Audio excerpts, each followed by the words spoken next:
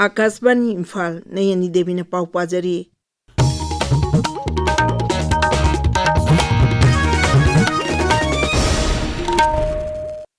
Sahi taret khuntak paningsing duna United People's Front UPF na thabum mamachum na chathariba National Reconciliation Manki saruk ama oina ngasi two-wheeler rally ama Imphal ge hafta kangjebung dagi lamthakre. Rally asi Imphal East, Imphal West amasung Bisnupur jila phauduna chalaga Moirangda ahing leglaba matung Kakching amasung Thawal phauduna laklaga hayeng Manipur College da thungani. Tha asigi mapanda Manipur College dagi miyamgi achaubu khongjat ama chatuna Langthabalda laiba Maharaj Gambhir Singhagi khubamda haikat laikat tamlaba matung miyamgi apunba mipam ama pangthoklaga thabum palan asi loisingani hairi. RIMS Firing Victims Memorial Observation Committee na sinduna ngasi RIMS Victims Memorial Square Lamphel patalaiba RIMS Firing Victims Memorial Day pangthokre. Lisingam Jamapan Pudra Mangagi January Tareta RIMS Campus Manungda CRPF Jawan Chingna Numai Kapada Lake Draba Mioi Mapan Gimapam da Ikai Kumnabo Utpa Hekat Lekatambana Tauram Adugi Mapungo Saktam Oiki. Central Agricultural University Imphal College of Food Technology ki Medical Unit ta numit humni chathaga dabali singani kunmanga kuntaruki chahige health checkup camp karangdagi haukre. CAU da pangthokpa health camp asida ahanbo ina infrared van finder seasonary.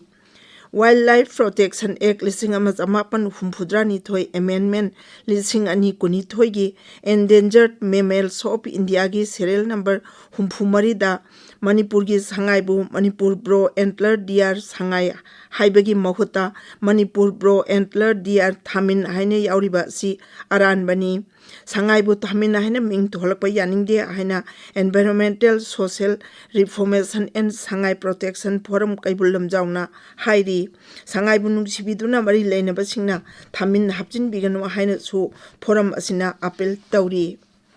Numit humni chathaga daba India International Conference on Democracy and Election Management IICDEM lisingani kuntaru tha asig kunmathoi dagi New Delhi gi Bharat Mandapamda hauragani mifam asi Election Commission gi makhada India International Institute of Democracy and Election Management na International Institute for Democracy and Electoral Assistance na punna sinbani.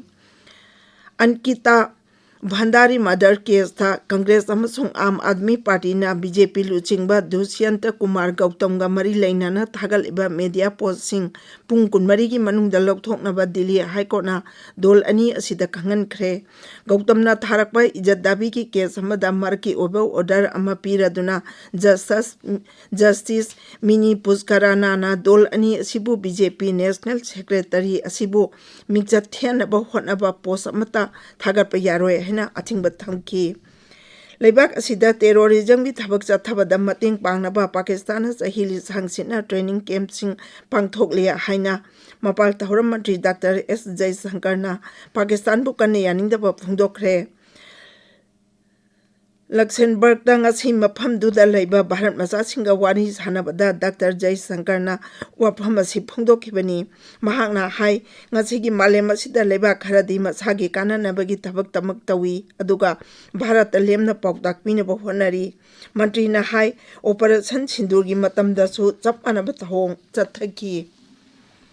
Bangladesh ki nagauda sel lakhibani haibagi maralda miyamna koitan tanabadagi kenel amada chungthaduna Hindu naha amasu sire maduna mapam adura pagdaknana ungkan abagi phibam leire thaudok adu nongaijing numikin nungthilda Mahadevpur upjilagi Hachar Gauri Bazar area da thokhibani laikhidraba mithun sarkar gi hakchang arang nungthil Saka Gauri Bazar gi kenel amadagi phangle. Nongchup thangba Japan da ngarang Simane Prefecture amasung thangnaba Tatori Prefecture da Richter scale da 3.3 yongna yuara habadagi mioi kaya sokapan nangle. Japan gi med agency na hai Richter scale da 5.1 amasung 5.3 yongna kanba after sok ani sum afamduda thoki. Tsunami gi mipaininga di oide adubu magnitude 5 gi mathakta kanba after sok lakliba sayol sida tholakigani hairi Paulo Jere.